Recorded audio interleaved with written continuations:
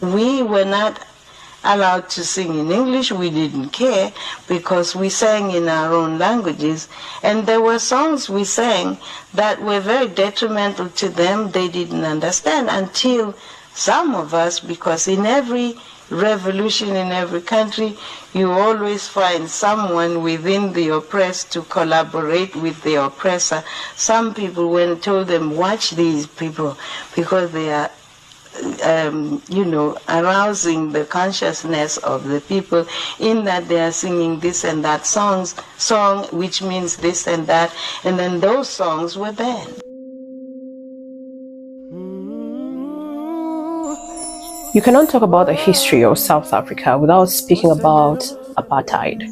For those that do not know what apartheid is, it was a system that tried to control where people lived, where they worked, who they loved, and even how they moved through their own country. But even in those years, one woman carried the story of her people beyond South Africa's borders through her voice and her music, and that is none other than Miriam Makeba. Welcome to Station 5 of our 30-day virtual tour of the African Woman Edition coloring book. Today's coloring page is this lovely lady, head wrapped.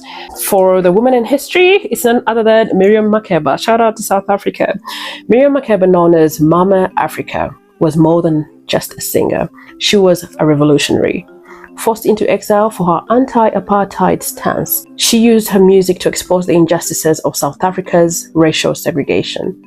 Winning a Grammy and performing for world leaders, she proved that African culture and activism could go hand in hand, making her one of the most influential voices in the continent's history. Miriam Makeba used her voice to make sure that the world could not ignore what was happening in South Africa.